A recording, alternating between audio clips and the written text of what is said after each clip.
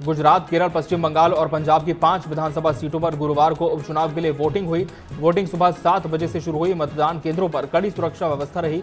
इसकी मतगणना 23 जून को होगी।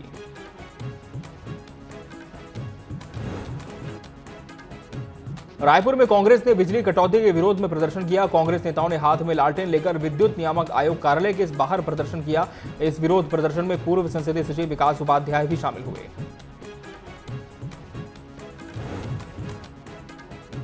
पूर्व CM Bhupesh Baghel Raipur central jail पहुंचे। शराब घोटाले में बंद नेताओं से मुलाकात की। पूर्व आबकारी मंत्री कवासी लखमा से भी मुलाकात हुई। 15 जनवरी से जेल में बंद है कवासी लखमा। लखमा पर शराब घोटाले का आरोप है। भोपाल में नेता प्रतिपक्ष उमंग सिंघार, अरुण यादव और कमलेश्वर पटेल ने प्रेस कॉन्फ्रेंस की और सरकार पर आदिवासियों के जल, जंगल और जमीन से जुड़े अधिकारों को छीनने का आरोप लगाया। सिंघार ने कहा कि बिना सूचना के हजारों आदिवासियों के पट्टे रद्द कर दिए गए।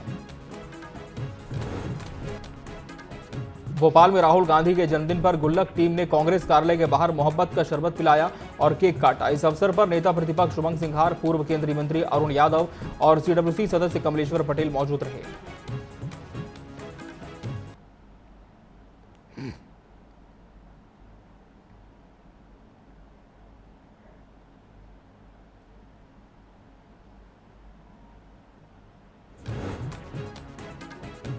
रायपुर में शासकीय चिकित्सा महाविद्यालयों में मीडिया प्रवेश पर लगाए गए प्रतिबंधात्मक आदेश पर फिलहाल रोक लगा दी गई है। स्वास्थ्य मंत्री श्याम बिहारी जायसवाल ने कहा कि मीडिया का सदैव सम्मान किया है। किसी भी निर्णय से पहले मीडिया प्रतिनिधियों से चर्चा की जाएगी। भोपाल में नेता प्रतिपक्ष राहुल गांधी का जन्मदिन कांग्रेस कार्यकर्ताओं ने अनोखे अंदाज में मनाया। बोर्ड ऑफिस चौराहे पर पोस्टर पर दूध से अभिषेक किया। बाबा साहेब अंबेडकर की प्रतिमा के नीचे कार्यकर्ता जुटे और राहुल गांधी को शुभकामनाएं दी। एम्स अस्पताल के सामने गरीबों को भोजन कराया गया। विश्व सिकल सेल रोग जागरूकता दिवस पर बड़वानी में राज्य स्तरीय कार्यक्रम हुआ, जिसमें सीएम डॉक्टर मोहन यादव ने वीडियो कॉन्फ्रेंसिंग से जुड़कर राष्ट्रपति द्रौपदी मुर्मू के संदेश के लिए आभार जताया। साथ ही सीएम मोहन ने प्रदेशवासियों से इस अभियान से जुड़ने की अपील की।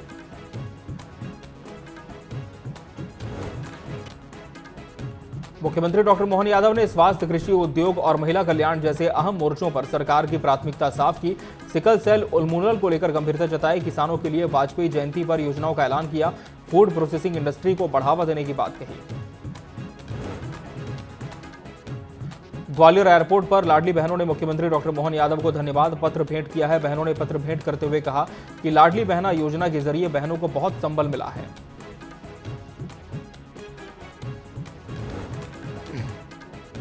रानी लक्ष्मीबाई के बलिदान दिवस पर मुख्यमंत्री डॉक्टर मोहन यादव ने ग्वालियर में उनकी प्रतिमा पर पुष्पांजलि अर्पित कर श्रद्धांजलि दी। सीएम ने कहा कि वीरांगना की विरासत को संभालना हमारा कर्तव्य है। उन्होंने प्रधानमंत्री मोदी के विरासत से विकास के मार्गदर्शन का उल्लेख करते हुए राष्ट्र निर्माण में योगदान की अपील की। मुख्यमंत्री डॉक्टर मोहन यादव ने दिल्ली में राष्ट्रीय पिछड़ा वर्ग आयोग अध्यक्ष हंसराज अहिर की बेटी से के विवाह समारोह में शामिल हुए। उन्होंने वर वधू को शुभकामनाएं दी। समारोह के दौरान सीएम की पूर्व राष्ट्रपति रामनाथ कोविंद और रक्षा मंत्री राजनाथ सिंह से सौजन्य भेंट हुई। ट्रैफिक व्यवस्था सुधारने के लिए सांसद आलोक शर्मा ने कलेक्टर, पुलिस और नगर निगम कमिश्नर संग बैठक की। ई रिक्शा नीति, कंडम वाहन व अतिक्रमण हटाने की रणनीति बनी। 20 जून से 15 दिन तक विशेष अभियान चलेगा। फुटपाथ खाली होंगे, विशेष दस्ता बनेगा और रोटरी हटाकर ट्रैफिक सुगम किया जाएगा। ऊर्जा मंत्री प्रद्युम्न सिंह तोमर ने प्रकृति के संग अभियान के 18वें दिन इको फ्रेंडली जीवनशैली अपनाने का संदेश दिया। उन्होंने सोशल मीडिया पर लोगों से पौधारोपण, जल संरक्षण और प्राकृतिक ऊर्जा को अपनाने की अपील की। मंत्री ने कहा कि छोटे छोटे कदमों से बड़ा परिवर्तन संभव है और पर्यावरण संरक्षण ही भावी पीढ़ियों की सुरक्षा है। मुख्यमंत्री निवास में 20 जून को पहली बार गौशाला सम्मेलन आयोजित होगा। प्रदेश भर के गौशाला संचालक इसमें शामिल होंगे। सीएम यादव गौसेवा करने वालों को सम्मानित करेंगे। भीमराव अंबेडकर कामधेनु योजना के तहत हितलाभ वितरित किए जाएंगे। सम्मेलन में पशुपालन मंत्री लखन पटेल भी मौजूद होंगे। केंद्रीय गृह मंत्री अमित शाह का छत्तीसगढ़ दौरा होगा। डिप्टी सीएम विजय शर्मा ने इसकी जानकारी दी। अमित शाह 22 और 23 जून को छत्तीसगढ़ आएंगे। इस दौरान अमित शाह 350 करोड़ रुपए के विकास कार्यों की सौगात देंगे। अमित शाह महत्वपूर्ण बैठक भी लेंगे। कोंडागांव में कांग्रेस की शिक्षा न्याय यात्रा के दौरान पुलिस से झूमाझटकी हुई। कांग्रेस ने युक्तियुक्तकरण के विरोध में शिक्षा न्याय यात्रा निकाली थी। जिला शिक्षा अधिकारी कार्यालय का घेराव की कोशिश हुई। पुलिस ने बैरिकेडिंग कर रोक दिया। 21 जून को अंतर्राष्ट्रीय योग दिवस पर सीएम साय जशपुर जाएंगे। वे राज्य स्तरीय योगाभ्यास कार्यक्रम में योग करेंगे। कार्यक्रम में योग के प्रति जागरूकता बढ़ाने के उद्देश्य से विभिन्न आयोजन होंगे। जशपुर से चरण पादुका योजना की भी शुरुआत होगी। धमतरी का 90 साल पुराना डागा धर्मशाला अब नगर निगम की संपत्ति बन गया है। हाई कोर्ट के फैसले के बाद नगर निगम की टीम ने गुरुवार को जेसीबी से धर्मशाला को ढहा दिया। 1 एकड़ की बेशकीमती जमीन पहले ट्रस्ट को लीज पर दी गई थी। सीहोर के अहमदपुर क्षेत्र में छात्रा से रेप और जबरन धर्म परिवर्तन कराने का मामला सामने आया है। पीड़िता की शिकायत पर पुलिस ने जुबैर, शोएब और हाफिज आरिफ के खिलाफ केस दर्ज कर गिरफ्तार किया। पीड़िता ने बताया जुबैर ने दोस्ती के बहाने रेप किया और धमकी देकर संबंध बनाए रखे।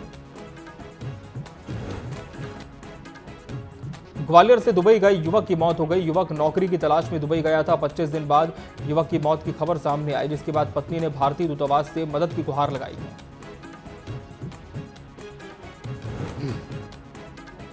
कटनी के कैमूर स्थित अडानी एसीसी सीमेंट प्लांट में मजदूर की मौत के बाद हंगामा हो गया। गुस्साए ठेका मजदूरों ने शव गेट के बाहर रखकर प्रदर्शन किया और काम बंद कर दिया। परिजनों ने प्रबंधन पर आरोप लगाए और मदद व नौकरी की मांग की। प्रशासन ने मौके पर पहुंचकर स्थिति संभाली। गौरेला में पुराने जमीन विवाद को लेकर पिता बेटे ने एक युवक पर तलवार से हमला कर दिया। युवक दशगात्र में शामिल होने पहुंचा था, तभी हमला हुआ जिससे वो घायल हो गया। घटना की जानकारी मिलते ही पुलिस मौके पर पहुंची और गौरेला थाने में मामला दर्ज किया गया। कानपुर के आहूजा हॉस्पिटल में बिल के विवाद पर हॉस्पिटल स्टाफ ने एक तीमारदार को बेरहमी से पीटा। पीड़ित जान बचाकर भागा, लेकिन स्टाफ ने सड़क पर दौड़ाकर पकड़कर फिर से पीटा। घटना सीसीटीवी कैमरे में कैद हुई। पीड़ित का आरोप है कि उसे ऑफिस में भी बंद करके पीटा गया। पीड़ित ने गोविंद नगर थाने में शिकायत दर्ज कराई है। भाजपा नेता सुभाष अग्रवाल के बेटे अंकुर अग्रवाल के अपहरण मामले में मंदसौर कोतवाली पुलिस ने एक और आरोपी सोहेल को गिरफ्तार किया है। अंकुर अग्रवाल का प्रॉपर्टी लेन देन के विवाद में 1 मई को अपहरण हुआ था। मामले में इससे पहले 6 आरोपी गिरफ्तार हो चुके हैं।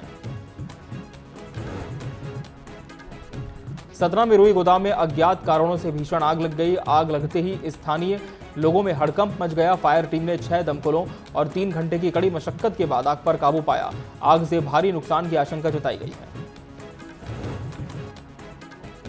फतेहपुर के किशनपुर जंगल में मवेशी चराते समय माटी का टीला ढह गया, जिससे 3 चरवाहों की मलबे में दबकर मौके पर ही मौत हो गई। पुलिस और ग्रामीणों ने रेस्क्यू कर शव निकाले। शवों को पोस्टमार्टम के लिए भेजा गया। घटना के बाद परिजनों में कोहराम मच गया है। धमतरी के कोसमर्रा पेट्रोल पंप के पास दर्दनाक हादसा हुआ। सड़क किनारे ट्रक ड्राइवर को अज्ञात वाहन ने ठोकर मारी। हादसे में ट्रक ड्राइवर की मौत हो गई। घटना के बाद आरोपी वाहन चालक फरार है। तलाश जारी है। ग्वालियर में एक मकान में ट्रैक्टर घुस गया। हादसे में मकान की दीवार टूट गई और एक बुजुर्ग महिला घायल हो गई, जिसे अस्पताल भेजा गया। घटना के बाद पुलिस मौके पर पहुंची और पूरे घटनाक्रम की जानकारी ली।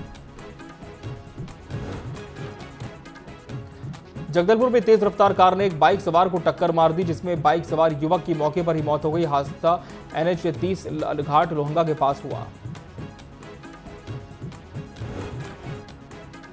धमतरी में एक अज्ञात कार ने ट्रक चालक को टक्कर मारी, जिसमें एक ट्रक चालक की मौके पर मौत हो गई। पूरी घटना सीसीटीवी कैमरे में कैद हो गई। घटना के बाद कार चालक मौके से फरार है। जांच जारी है। सतना में 3 दिन से लापता युवक का शव बरामद। गुमशुदगी की रिपोर्ट 17 जून को सिविल लाइन थाने में दर्ज कराई गई थी। सूचना मिलते ही पुलिस मौके पर पहुंची और शव को खदान से बाहर निकलवाया। मृतक के परिजनों ने हत्या का आरोप लगाया है। सतना की नई बस्ती में एक दर्दनाक घटना सामने आई है, जहां एक तेज रफ्तार कार चालक ने सड़क पर शांत बैठी गाय के बछड़े को बेरहमी से कुचल दिया। ये पूरी वारदात पास लगे सीसीटीवी कैमरे में कैद हो गई। घटना के बाद कार चालक बिना रुके मौके से फरार हो गया। बिजनौर के शेरकोट जामा मस्जिद इलाके में मुफ्ती जकी और 2 अन्य पर जबरन वसूली का केस दर्ज किया गया है। दोनों पर फिलिस्तीन के गाजा पट्टी में मदद के नाम पर जबरन वसूली के आरोप हैं। स्थानीय निवासियों ने आरोप लगाया कि चंदा न देने पर फतवा जारी करने की धमकी दी गई। वीडियो वायरल होने पर पुलिस ने केस दर्ज कर मामले की जांच शुरू कर दी।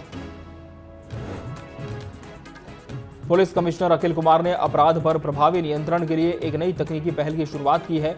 अब हिस्ट्री शीटर और जिला बदर अपराधियों पर पुलिस सीधे गूगल GPS सिस्टम के माध्यम से नजर रखेगी।